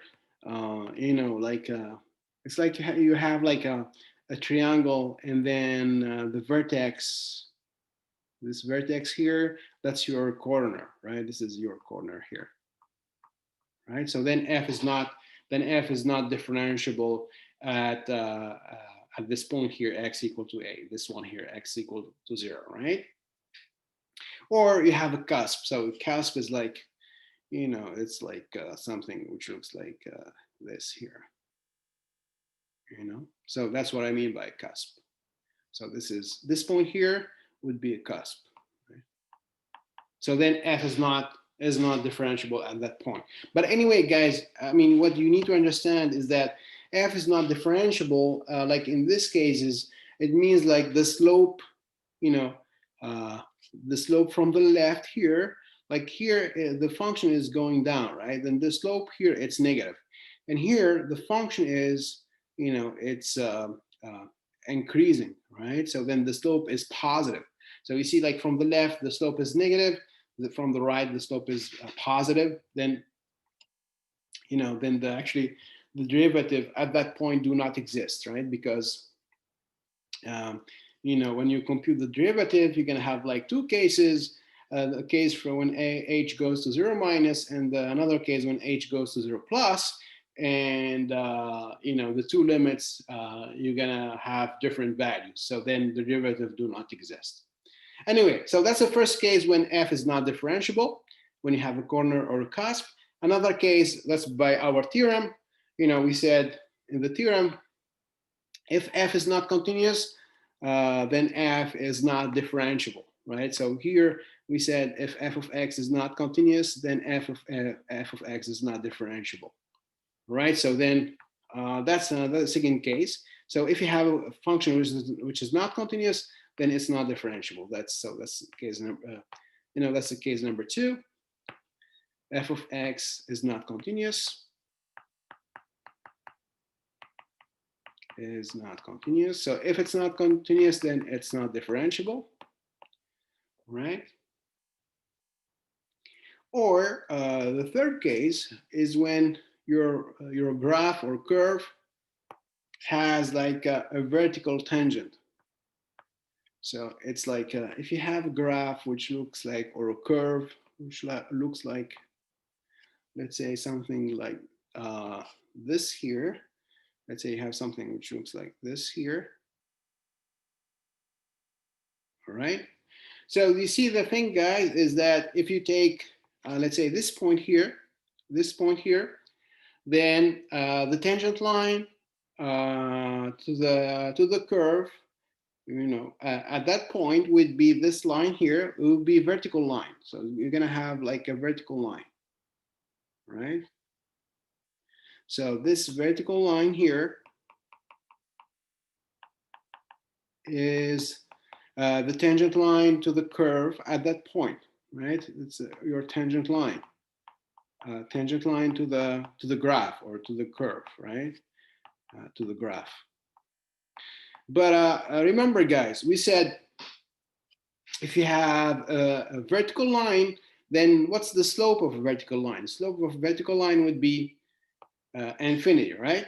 We said the horizontal line, the slope is 0, but if you have a vertical line, then the slope would be infinity. So the slope of this line here, of this tangent line, the blue line, the slope is infinity. And so the slope is supposed to be your number m, right? The f prime of a. This is supposed to be f prime of a. So your f prime of a is equal to infinity. That's possible, okay? So if f prime of a is equal to infinity, then actually f prime of a do not exist, right? Because infinity, it's not a finite number. So in this case, in this case, f prime of a do not exist. So it's not differentiable. The function is not differentiable at a. So you see, this is like the main 3 cases when the function fails to be differentiable. So if you have a corner or a cusp, again, because the slope from the left will be different from the slope from the right. Or a second case when the function is not continuous, because that's actually our theorem that we're going to prove in a minute, right? We said if a function is differentiable, then it's continuous, right? So in other words, if it's not continuous, then it's not actually differentiable. And yeah, and there's this third case when we have like a tangent line, which is a vertical line. So if you have the vertical line, which is a tangent line, then the slope would be infinity, and it means that the derivative, your slope is infinity. So the derivative f prime of a do not exist, because infinity is not a number. All right. Okay, so now I'm gonna just prove the theorem. But before the theorem, is there any question, guys, about these 3 cases?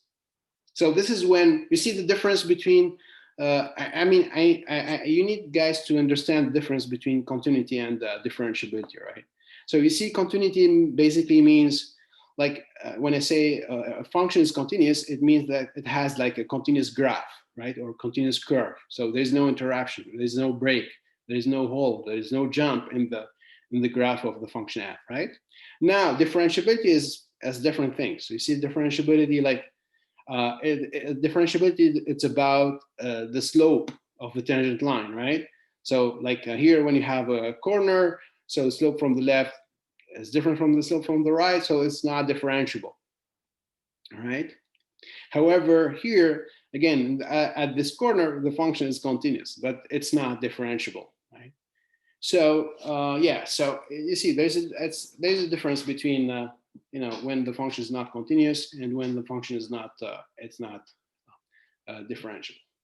Anyway, is there any question, guys, about, you know, the difference between continuity and differentiability? At least you see the cases when the function is not continuous and the cases when the function is not differentiable.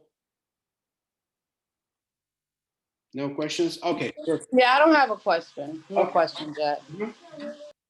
Okay. Okay, so let me just prove the theorem quickly before, then after that, we're gonna move to the higher order derivatives. But I'm gonna just prove the theorem very quickly. I mean, it's not really hard. It's just 2 lines. So what I need to prove now, so let me write down again the theorem. So let me just remind you here, recall. So the theorem was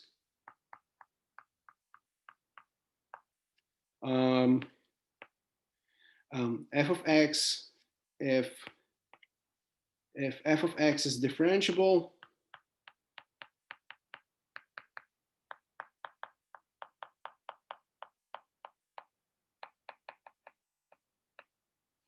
at x equal to a, then f of x is continuous. At x equal to a. All right, so that's the theorem, and we want to prove this theorem. So the hypothesis, so proof, it's very short proof. The proof. So first, let me write down the hypothesis. So what we do know, we know that this function is differentiable at a, right? So we know that that f prime of a exists, right? We know that f prime of a, which is a limit, you know, h going to 0, but instead of h going to 0, I'm gonna use the definition of the x going to a. Okay, so x going to a of f of x minus f of a over x minus a. So we know that this number here exists. Again, here I'm using, remember guys, for definition of this derivative f prime of a, there are 2 equivalent definitions, right? There's the definition with the h going to 0, f of, you know, f of a plus h minus f of a over h. And there's this definition here, this one here. This is the equivalent definition, right? With x going to a. I mean, the relation is just that you replace your x, your h with x minus a, and you get the same definition, right? Anyway, so that's the definition of the derivative with x going to a instead of h going to 0. Because I want to prove now, so that's what I know. I know it's differentiable, so I know that this number exists. Now I want to prove the continuity, right? So remember, guys, what's the definition of continuity? So f of x, so the goal is, so that's the hypothesis. Now the goal is to prove that it's continuous, right? So we need to prove that f of x is continuous. And remember, what's the definition of continuity? Continuous at x equal to a. Okay, so that means we need to prove that the limit x going to a of f of x is equal to f of a, right? That's the definition of continuity, right? That's what we need to prove, right? This is the goal here. This thing here, the limit of f of x, x going to a is f of a. All right. So what I'm gonna do, guys, how does the proof work? So it's just one line. So what I'm gonna do, I'm gonna compute. Okay, so this is the proof now. So I'm gonna compute limit x going to a of f of x minus f of a. Right. I mean, if this, you see this, if this limit is 0, if this is equal to 0, right, then I can say that the limit of f of x, x going to a, so if you move this f of a to the right side, then here that will be f of a, right? So then I can say that this, the limit of f of x, x going to a is equal to f of a. That's exactly the definition of continuity, right? So yeah, so I'm gonna try to compute this limit of the difference between f of x and f of a, right? So this is f of x minus f of a, right? So the idea is just to, so I'm gonna, because you see, this is the hypothesis, right? This is my hypothesis. This is what I know, right? F of x minus f of a. So you see this thing here, guys, f of x minus f of a over x minus a. The limit x going to a is equal to this f prime of a, right? That's my hypothesis. That's what I know. Here I have f of x minus f of a, right? This is f of x minus f of a.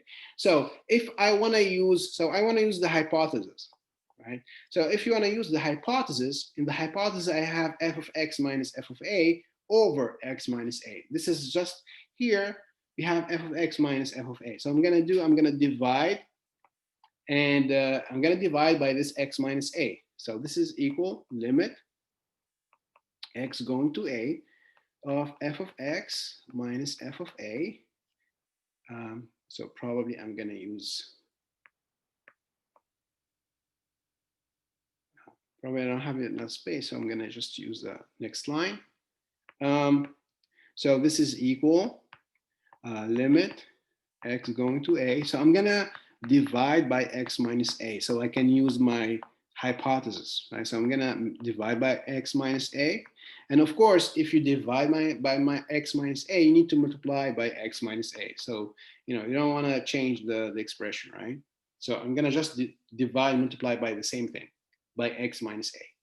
Now, once you divide by this x minus a, now you know by hypothesis this number here, this thing here, right? So you know that's actually f prime of a, right? This is exactly your hypothesis. That's what you know, right? F of x minus f of a over x minus a. If limit x going to a, this is supposed to be f prime of a, right? So this is actually equal to, so you have, this is f prime of a times x minus a, right? This is this thing here, this is f prime of a, right? And you know, you have still this limit x going to a. This is f prime of a times x minus a. And if you replace, you know, if you replace x by a, so here I'm going to replace x by a. That's how we compute the limit, right? And then you're going to have a minus a, that would be 0. So this is actually f prime of a times 0. So it's going to be 0. So what I'm saying, guys, is that this limit of f of x minus f of a, x going to a, is actually equal to 0, right? And then, you know, you can just move now this minus f of a to the right side. So that will be plus f of a. So then, you know, limit x going to a, f of x is equal to f of a. And that's exactly the definition of continuity, right? So then f of x is continuous at a. Anyway, this is just a proof. I mean, you know, it's just to give you an idea how the proof works. So then f of x is continuous at a.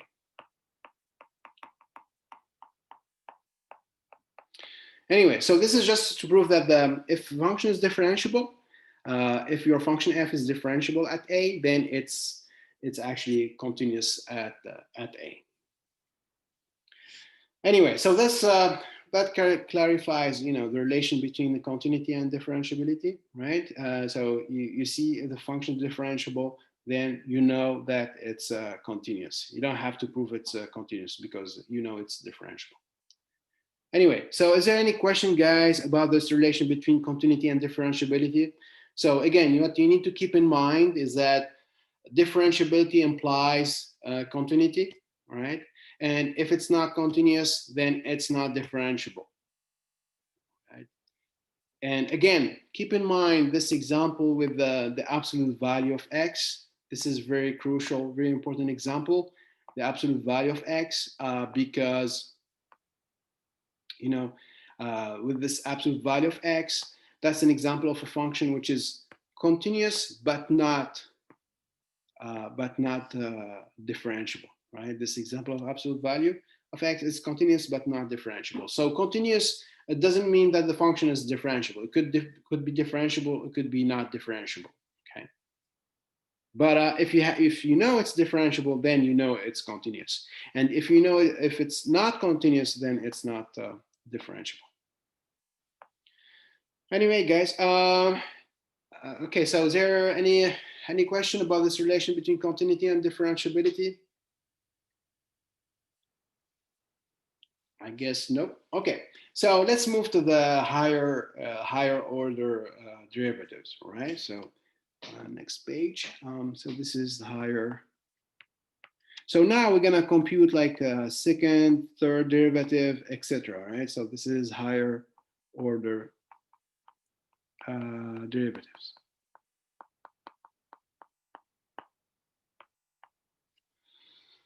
Okay.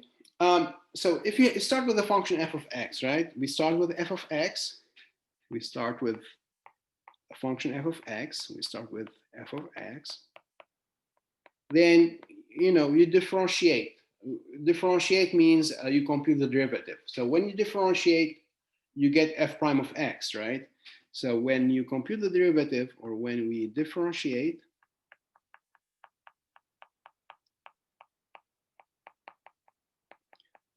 we get f prime of x. Okay, and again, f prime of x is a new function, right? It's not, in general, it's different from f of x, right?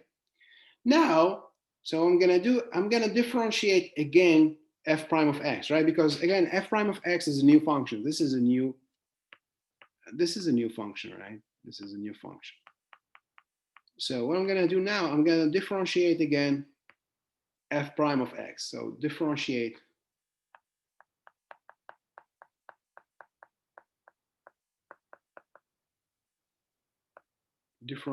again f prime of x, then we get derivative of the derivative, right? Then we get, we have your f prime of x, and then you apply the derivative again, right? So the derivative of the derivative, that's the second derivative. So that's f second. This is f second of x. So this is the second derivative of f of x, or f second. Okay, f second. All right. So if you differentiate, and of course it's a new function, right? It's again, in general, it's different from f prime of x and different from f of x, etc. Right? So that will be the second derivative, and you can differentiate again, of course. Then you get the third derivative. So if you differentiate again, we compute the derivative again. So differentiate again, then we get, so you have your second derivative of f second of x, or f second of x, and you apply the derivative again. then we're going to have f third derivative of x. So this is the third. So this is the third derivative of f of x. Okay. And so on. You can continue again and again. You can have the fourth derivative, the fifth derivative, etc., etc. Right? So before the example, guys, let me just introduce a notation here. So remember f prime. So this is a notation.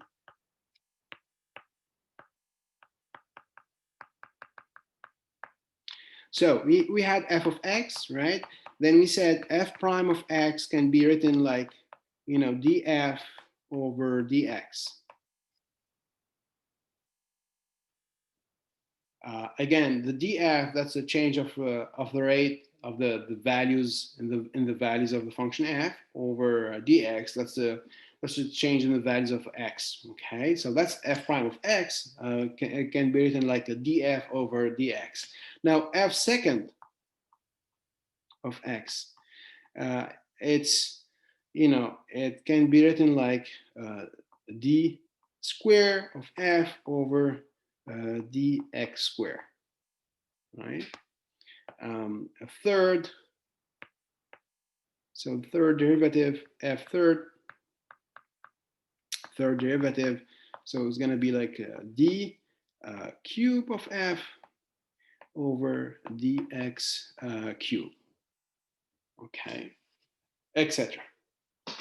So that's for the notation, right? So okay, now let me do an example.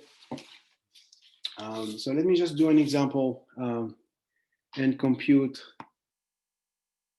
So an example.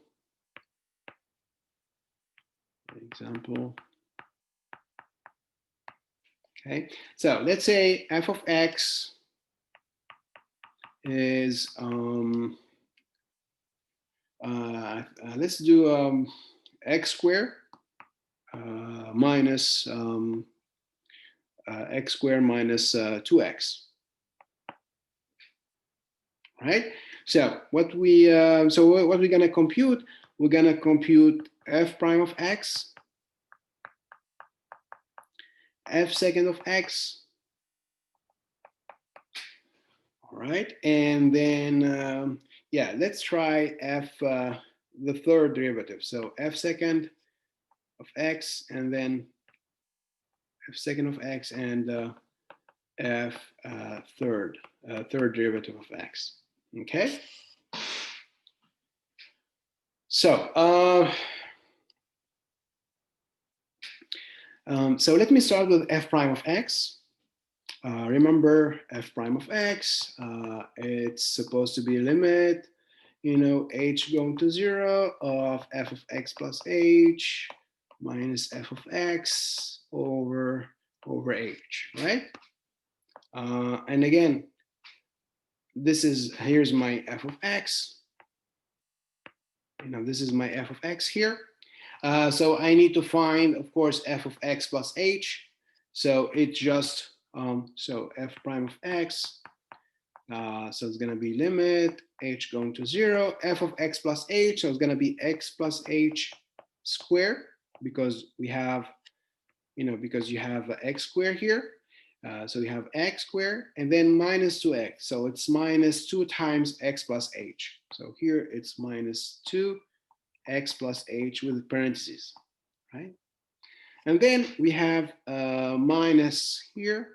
This is minus f of x, so this is minus, and then f of x. So f of x, parentheses, it's important, the parentheses, again, it's x squared minus 2x. So that's my f of x here, right?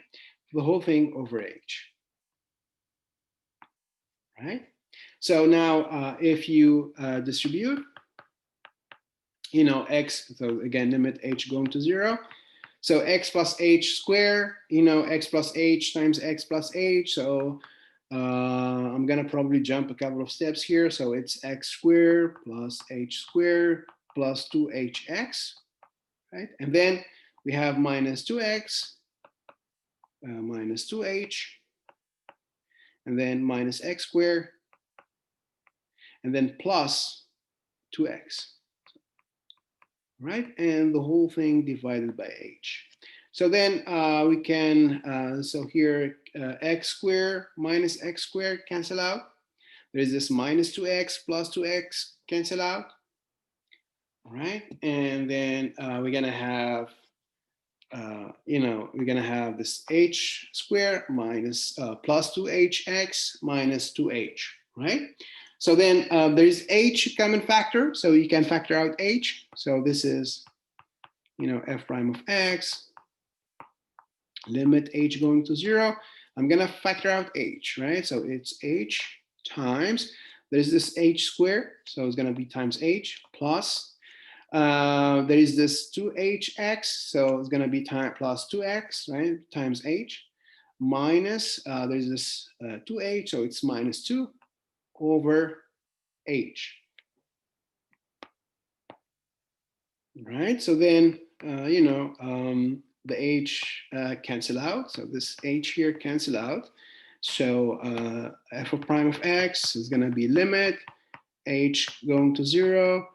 So it's gonna be h plus 2x minus 2, right? And then, so we are done with the simplification, right? Nothing else we can do here. Then now I can replace my h with 0. So f prime of x equal to, so here h would be 0.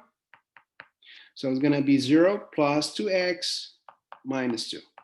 So this is my new function. This is my f prime of x, right? So that's my f prime of x. Any question how I got this f prime of x, guys? Again, it's the same, it's the same formula, right? Right, so now I want to compute f second, right? So next, we want to compute this f second, right? So f second, so what would be the definition of f second? So we're going to differentiate f prime. So f second is going to be, so f second of x, so it's the derivative of f prime. So we're going to use f prime. So it's limit h going to 0. So instead of f, I'm going to use f prime because I want to differentiate f prime. So it's going to be f prime x plus h minus f of x over h.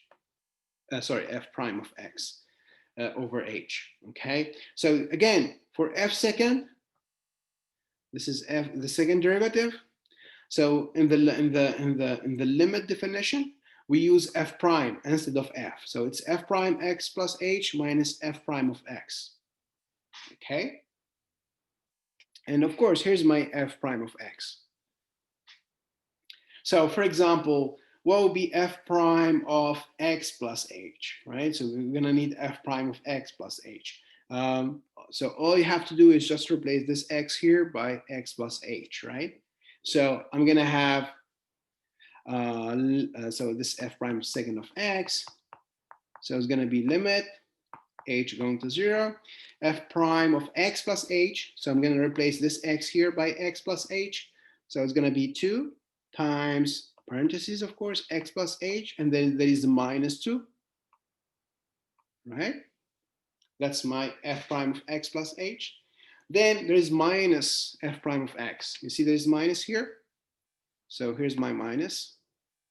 And then f prime of x, so I'm going to use parentheses. My f prime of x is, it's the 2x minus 2. That's f prime of x. And of course, then the whole thing, of course, divided by h. So this is divided by h, right? So you see, guys, in the, again, the limit definition, use f prime. If you want to compute f second, use f prime in the limit definition, right, instead of f. Okay, so let's continue. F second of x, limit h going to 0. So I'm gonna distribute, right? 2 times x, then plus 2 times h. There's minus 2. There's minus 2x minus 2. That will be plus 2. and the whole thing, of course, over h. So let's see cancellations. I mean, 2x minus 2x cancel out, minus 2 plus 2 cancel out. So it's just 2h over h. So it's f prime second, sorry, f second of x, or the second derivative of f, or f second. So it's limit h going to 0 of 2h over h. So h gonna cancel out here. So you end up with 2. Right? So f second of x is actually a number. It's constant. I mean, it doesn't depend on x. It's just a constant. So f second of x is equal to 2. Right? So it's a constant function. This is a constant. It's a constant function. There's no x in the function, right? It's just a constant function. Right? Is there any question, guys, about this f second, a second derivative? It's the same definition, but instead of f, we use f prime. Right? So now let me just finish with the third derivative, and then I'm going to give you a similar problem. Okay, so the third derivative, so a third derivative of f of x, so the third derivative of f, sorry, the third derivative of f, so it's limit h going to 0. Now, in the limit definition, so we're gonna use instead of f, so this is the third derivative, right? So in the third derivative, we're gonna use, in the limit definition, we're gonna use, of course, the second derivative, right? So f second of x plus h minus f second of x over h. So you see, guys, in the third derivative, use f second. In the second derivative, use the f prime, the first derivative, and f prime. In f prime, of course, you use f. Okay. So now, so let's compute this thing here. So this is equal to. Yes. I have to go because I have to put my kids to bed because they have class in the morning as well Sure. as I do. Sure, But I'll yeah, no see problem. you in class on Wednesday, okay? Sure, no problem. No problem. Thank you. Have a great night. You too. Thanks. Good night. Bye-bye. So this third derivative, guys, f third. So this f third of x. So it's limit h going to 0. So what would be f second of x plus h? This one here. F second is equal to 2, right? There's no x in f second. It's just a constant function, right? So there's no x. If there's no x, then it's gonna be the same thing. So it's gonna be just 2. So this is here is gonna be 2 minus, and f second again, it's just 2, right? This is minus 2, right? Over h. So it's 0 over h, and of course 0 over h would be just 0. So this is equal to 0. So f again in so f the third derivative of f. The third derivative of f is going to be just 0, right? Again, guys, f second of x is just 2, right? It's just 2 here. So there's no x, okay? So it's going to be just the same thing. F second of x plus h is going to be just 2 because there's no x, right? So anyway, so the final answer, so we had, so we started with f of x equal to x squared, I think, minus 2x. I think that's my function f, my original f, x squared minus 2x. And then we said f prime, or the first derivative, is 2x minus 2. The second derivative is actually equal to 2. And the third derivative is equal to 0. Right, so you see there are just different functions. And yeah. Is there any question, guys, how I got this higher order derivatives? Okay, so there's no question. Well, here's an exercise. So I'm going to give you function f, and all you have to do is to find these higher order derivatives, all right? So exercise, all right? So let's say f of x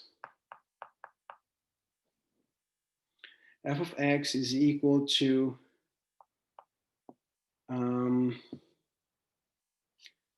let's say,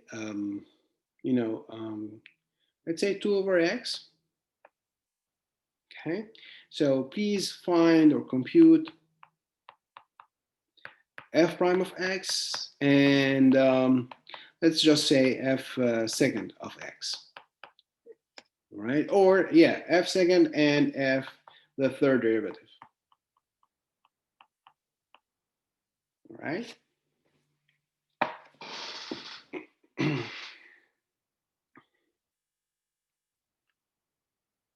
So let me just remind you the formula, guys. So, so your f prime of x, so it's limit h going to 0 of f of x plus h minus f of x over h, right? Second derivative, you're gonna use the first derivative, so it's limit h going to 0 of f prime of x plus h minus f prime of x over h. Now the third derivative of f, sorry. So that's the limit h going to 0. So I'm gonna use the second derivative now. So it's f second of x plus h minus f second of x over h.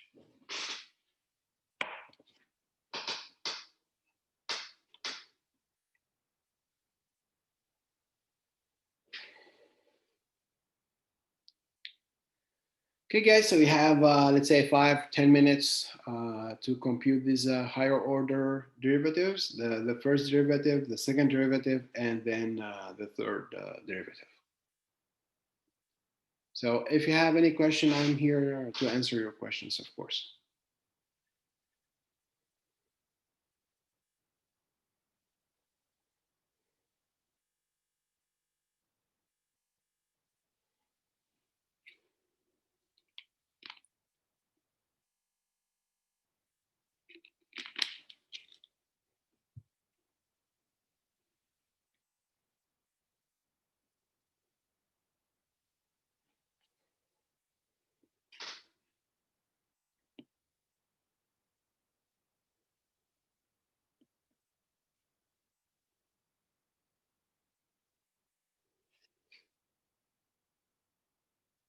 I mean, I think we already did the at least 1 over x, right? I mean, f equals to 1 over x. I think we already computed the f prime, so it's gonna be like the same way.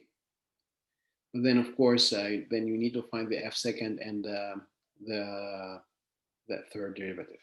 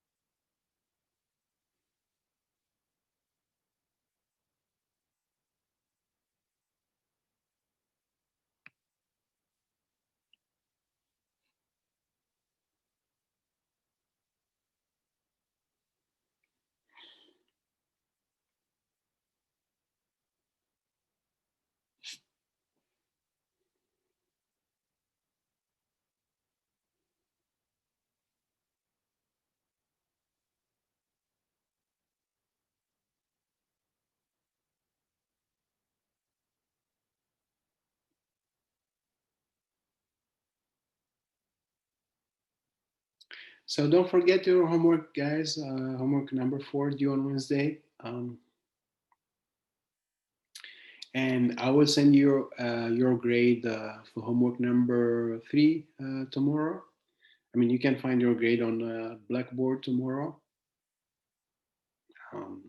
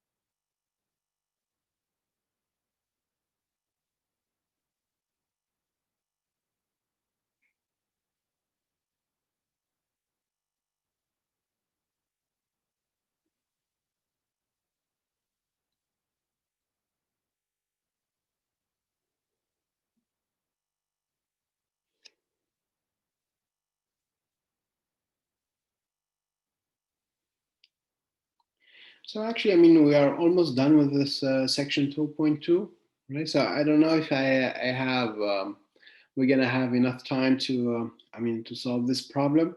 But I guess next time on Wednesday, I will probably go over this again um, quickly. And then I guess we're gonna start a new section, section 2.3. And actually in the section 2.3, we're gonna start learning like differentiation formulas. So then you won't need to use this limit definition to find the derivative. Okay, so we're gonna learn a couple of formulas, how to compute the derivative instead of using all these, I mean, limit definition of the derivative. But I mean, still, guys, you need to keep in mind, you need to know what's the limit definition of the derivative, right?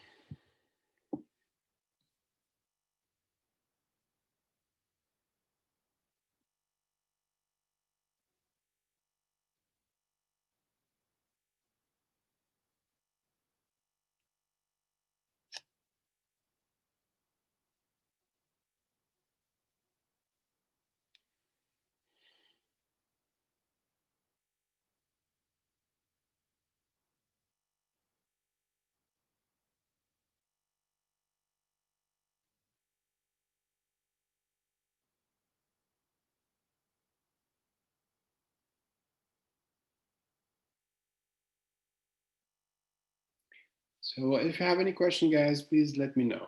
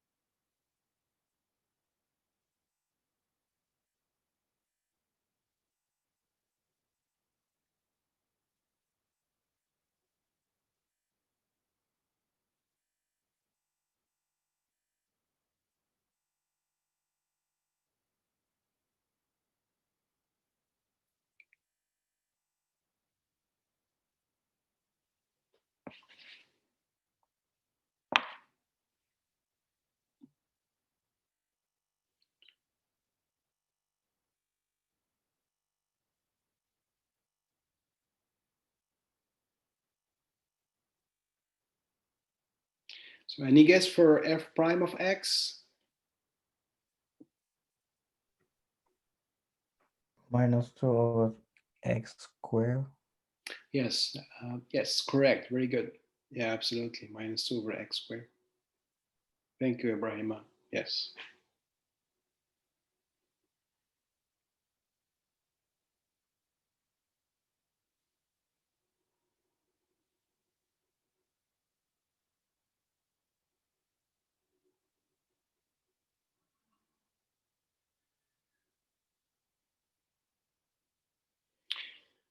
Yeah, so the answer is for number one. So I can probably write down here for you the answers, guys. Yeah, for number one, your answer should be -2 over x squared, right? Is the second one 2x squared minus 2x 2x squared? minus 2x? Nope. So for the second derivative f second, it should be actually 4. This should be 4 over x, Okay. 4 Okay. over x cubed. Should be 4 over x cubed for f second. I guess it's a lot. It's a lot of computations for f second because it's you have x squared, so you're gonna have like x plus h square. I mean, it's. I don't think it's. Yeah, it's gonna be a lot of computations for f second, and even more for f the third derivative. I mean, the third derivative because of the cube, so you're gonna have like have to distribute like x plus h cube, I guess, at some point. Yeah, so for the third derivative, the answer should be actually should be equal to minus 12 over x to the fourth, x power 4 for f for the third derivative of f. Anyway, I guess yeah. We don't have time actually. We don't have time to solve this exercise. I'm gonna probably go over this next time on Wednesday. Um, you know. Um, Probably I'm going to give you more time to think about this exercise next time. And then I'm going to start, the section 2.3. And we're going to learn, again, differentiation formulas. Then actually you won't need this limit definition to compute the derivative, right? So anyway, guys, I guess I'm gonna stop here for today. So please don't forget your homework. It's due on Wednesday. And again, guys, if you have any question, any problem with the homework, you can email me, all right, or take advantage of the office hours on Wednesday from 4 to 5, or there's also the tutoring support online. So yeah, anyway, so yeah, let's stop here for tonight. Wish you good night, guys, and please stay safe and take care. All right, see you on Wednesday, guys. Thank you. All right, good night. Good night, Ibrahim. Thank you. Thank you, guys. See you on Wednesday.